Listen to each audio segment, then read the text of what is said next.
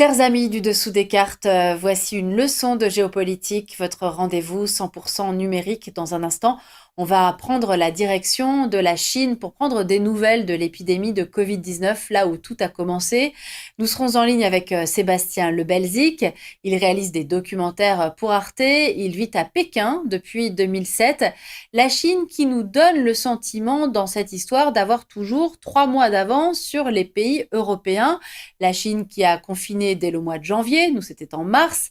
La Chine qui a redouté une deuxième vague fin juin. Nous sommes en train de redouter cette deuxième vague fin septembre. Et la Chine qui, désormais, depuis le milieu du mois de septembre, dit retrouver une vie normale, avoir vaincu l'épidémie. C'est le discours officiel et cette vie quotidienne à l'air libre. Sébastien nous la racontera dans un instant. Mais avant cela, retour en arrière. Voyons comment tout a commencé dans la région de Wuhan avant de contaminer l'ensemble du globe. Nous voici de nouveau en Chine, le pays le plus peuplé du monde, près d'1,5 milliard d'habitants. Regardez les densités de population très élevées dans un triangle Pékin, Shanghai, Wuhan. Cette ville, capitale de la province de Hubei, sera le premier foyer du Covid-19. Malgré le bouclage de la ville et des 56 millions d'habitants de cette province en janvier 2020, la pandémie démarre à la veille des fêtes du Nouvel An chinois. Elle emprunte les flux aériens que vous voyez ici sur cette carte. Ils ont doublé entre 2006 et 2018. Et elle dessine une nouvelle carte du monde. Regardez le nombre de cas confirmés par l'OMS à la mi-avril 2020. Les États-Unis sont le pays le plus contaminé et qui compte le plus de morts devant l'Europe, où l'Italie, l'Espagne, la France et le Royaume-Uni cumulent le plus de décès. À l'inverse, Taïwan, la Corée du Sud et Singapour ont tiré les leçons du SRAS et du MERS et résistent bien au virus, tandis que la Chine affirme l'avoir jugulé en 3 mois.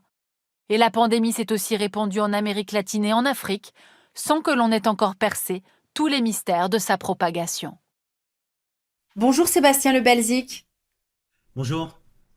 Merci d'être en ligne avec nous. Je le disais tout à l'heure, vous êtes journaliste français, vous vivez à Pékin depuis 2007 et vous aviez réalisé pour Arte un documentaire où vous racontiez le quotidien de votre confinement à Pékin. C'était au mois de janvier.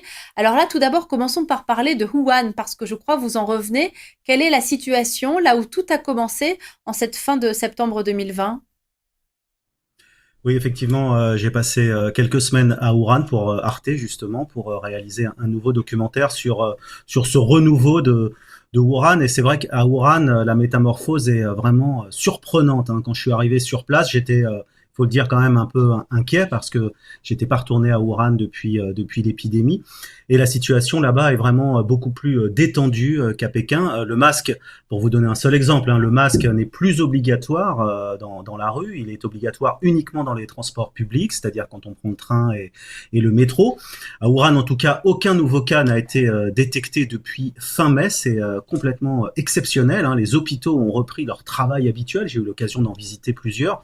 C'est-à-dire qu'ils ne sont plus dédiés uniquement à la lutte contre le coronavirus, comme c'était le cas. Et je ne sais pas si vous vous souvenez de ces images des hôpitaux d'urgence qui ont été construits en moins de 10 jours, hein, qui avaient frappé tout le monde cet hiver. Eh bien, ces hôpitaux sont déserts maintenant. Ils ne sont plus utilisés, mais ils les mettent quand même de côté pour éventuellement servir en cas de deuxième vague.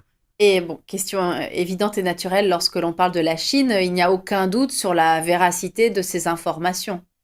Écoutez, bien sûr, c'est difficile d'avoir une source indépendante, mais j'ai eu l'occasion sur place de parler avec les médecins. On voit bien que lorsque les patients arrivent dans les hôpitaux, ils sont systématiquement dépistés. Donc je ne vois pas pourquoi la Chine aura intérêt, si vous voulez, à cacher de nouveaux cas, surtout que ces dernières semaines, on a eu plusieurs exemples, que ce soit dans le Yunnan, dans le sud de la Chine, mais aussi dans le Xinjiang, dans l'ouest, de quelques cas qui avaient été détectés. Et là-dessus, les autorités chinoises ont tout de suite révélé donc ces nouveaux cas, donné des chiffres, et on voit que dès qu'il y a un cluster, dès qu'il y a un endroit qui est un malade qui est détecté, et bien systématiquement il est confiné, le quartier est confiné, voire la ville entière. Donc je vois pas pour quelle raison, si vous voulez, les autorités chinoises cacheraient des cas, sauf si bien sûr il y a des cas qui sont eux-mêmes cachés par certaines autorités locales ou par certaines Ouais. personnes qui ont peur d'être hospitalisées. Alors vous, Sébastien, je le disais, vous vivez à Pékin. En quoi la situation à Pékin est semblable ou différente à ce que vous avez pu observer à Wuhan? Alors, à Pékin, la situation globalement est la même, hein, comme dans toute la Chine. Hein, c'est-à-dire que maintenant, on se déplace relativement librement. Il y a plus de malades. Hein. Pékin, c'est quand même une ville très particulière, qui est une ville finalement sous surveillance permanente, Covid-19 ou pas. Et il y a un certain nombre de choses qui ont été mises en place durant l'épidémie qui sont restées Ouais, ici et qui devraient rester longtemps, notamment les codes électroniques de traçage qui sont ouais. la véritable nouveauté chinoise mise en place cet hiver et qui se sont répandus à toute la Chine. À Pékin, on peut plus rentrer dans un seul lieu public, acheter un billet de train ou prendre l'avion sans systématiquement présenter ce QR code électronique. Donc c'est mon passeport au quotidien Ouais. et ça, je pense que ça va durer assez longtemps. Il y a aussi, on en parlait dans le film, mais ils sont toujours là. Hein, ce sont les comités de quartier. Je n'en ai pas vu à Wuhan. Hein, ils sont rentrés chez eux, mais alors à Pékin, ils sont toujours là. Ce que vous racontiez très bien dans votre documentaire en janvier, c'est-à-dire ces prises de température à tout moment qui pouvaient être faites dans la rue, le fait qu'on prenait la température également à l'entrée du métro, le fait en effet que pour pouvoir sortir de chez vous, il fallait pouvoir présenter un document, le fait que chaque entrée d'immeuble semblait être contrôlée par un représentant de l'État. Qu'est-ce qui est resté de cela, en effet, dans la vie quotidienne à Pékin? Alors, sont restés les contrôles de température, ça, ils sont partout, hein, que ce soit à Wuhan ou à Pékin. Il y a des thermomètres électroniques qui sont installés aux entrées dans le métro, donc ils sont capables de scanner plusieurs centaines de personnes par seconde, c'est assez impressionnant. Donc au départ, c'était des humains, hein, des vigiles qui vous scannaient, et maintenant ce sont des machines.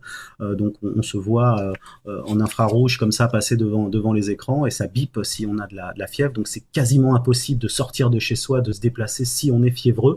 Pour le reste, il n'y a plus besoin de laisser passer hein, pour rentrer chez soi, mais ça peut revenir à tout moment. Ils ont simplement enlevé, par exemple, dans le film, on en parle, hein, les barricades qui étaient en Mm. bas de chez moi qui m'empêchaient de sortir. Elles ont été retirées, ces barricades, le 1er septembre. Donc, Mm. ça fait vraiment pas longtemps. C'est très Ils récent. ont attendu, voilà, c'est très récent, ils ont attendu longtemps pour les retirer. Est-ce que vous avez le sentiment d'une vie qui reprend ses droits dans une espèce d'euphorie de l'épidémie a été vaincue? Est-ce que les gens de nouveau font des projets de voyage, de déplacement? Est-ce que les retrouvailles familiales ont repris? Est-ce qu'on a le sentiment, je voudrais guillemets pour le dire, d'une libération? Alors c'est particulièrement vrai à Wuhan, hein, où c'est vrai que vraiment les gens sortent, vont dans les restaurants, les boîtes de nuit sont pleines, donc les choses ont vraiment beaucoup repris. Là, c'est les vacances de la fête nationale qui vont commencer dans quelques jours ici, et on s'attend à des voyages à l'intérieur de la Chine absolument gigantesques, quoi. Tout le monde va prendre le train, l'avion pour voyager. Alors la seule limite, c'est qu'on peut pas vraiment sortir de Chine Ouais. parce que si, bon, c'est pas interdit de prendre un avion, mais il y a très peu de vols et après le retour est extrêmement compliqué et c'est un peu lié aussi à ce qui va se passer dans les autres pays. Et en effet, et Sébastien, si l'on regarde calmement les choses depuis que toute cette folie épidémique a commencé, on a le sentiment que la Chine a toujours eu 3 mois d'avance, en tout cas, sur les pays européens. Confinement en janvier, là où nous avons confiné en mars, peur d'une deuxième vague fin juin, là où nous avons peur d'une deuxième vague fin septembre. Est-ce à dire que l'on peut espérer, nous, être dans la situation que connaissent aujourd'hui les Chinois, quoi, à la fin de l'année 2020, début 2021? Est-ce que les Chinois font aussi ce genre de raisonnement ou de projection? On a le sentiment que la Chine a effectivement 3 mois d'avance sur nous, mais elle invente des méthodes qui ont dans un premier temps été appliquées dans un certain nombre de pays. Hein. On pense au traçage électronique, on pense au confinement hein, qui a vu le jour à Wuhan et qui est quand même une méthode radicale. Mais pour le reste, ça s'est arrêté là parce que avec l'épidémie qui traîne en longueur, les pays occidentaux, c'est vrai, ont un réveil, ont une réaction un peu brutale à ces mesures liberticides. En Chine, c'est pas le cas. C'est pas le cas pour deux raisons. D'abord parce que les Chinois ont quand même l'habitude d'écouter les ordres. Ils sont beaucoup plus disciplinés, voilà. Mais c'est vrai que dès que quelqu'un est malade, il va mettre un masque. C'est assez naturel, hein, je veux dire, Covid-19 ou pas. Et l'autre chose, c'est effectivement, ils sont disciplinés parce que lorsqu'ils ne le sont pas, il y a des gens qui sont là pour les rendre disciplinés, hein, ces Mm. fameux comités de quartier, la police, etc. Donc, les ordres sont clairs, ce qui fait que la Chine, effectivement, officiellement en tout cas, a vaincu cette épidémie, mais il y a peu de chances que ces méthodes très, très difficiles puissent être appliquées dans d'autres pays. Alors aujourd'hui à Paris, en France, tout le monde porte le masque avec une certaine discipline, même s'il est vrai qu'il y a quelques manifestations anti-masques. Mais voilà, nous sommes tous mis à porter le masque dans notre vie quotidienne. Justement, je voudrais savoir comment la Chine raconte cette histoire-là et le fait qu'elle a été prescriptrice depuis des mois. En fait, on a tous suivi la façon dont vivait la Chine, dont la Chine s'adaptait à cette épidémie, comme si désormais c'était la Chine qui donnait le là. Est-ce que c'est aussi comme cela que Xi Jinping désormais raconte les choses? Oui, évidemment. Alors c'est un incroyable retournement de l'histoire pour la Chine. Entre janvier et maintenant, la Chine est passée en fait de pays maudit à celui qui a vaincu le virus et comme vous le dites, celui qui donne le là. Et ce modèle autoritaire chinois qui explique en grande partie quand même les ratés du début de l'épidémie, avec, il faut le rappeler, quand même les lanceurs d'alerte qui ont été arrêtés, la mort du docteur Li, qui avait été arrêté pour avoir tenté d'alerter ses collègues sur l'épidémie. Eh bien, tout ça a été effacé de la mémoire collective et on ne retient ici que cette fin officielle de l'épidémie. Puis aussi, ce qui sert beaucoup la propagande chinoise, c'est le fait qu'aux États-Unis notamment, ce soit une toute autre affaire. Alors la Chine a beau jeu aujourd'hui de dire que sa méthode fonctionne et que les autres pays, eux, sont incapables de résoudre cette épidémie. Merci beaucoup Sébastien Le Belzic. Et alors faites-nous rêver, là vous allez sortir de chez vous sans masque?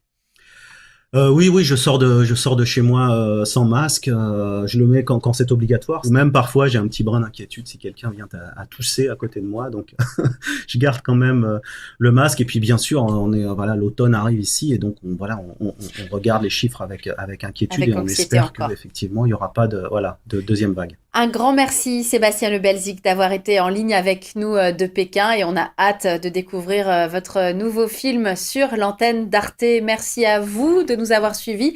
Merci pour votre fidélité et à très bientôt pour une nouvelle destination, une nouvelle leçon de géopolitique.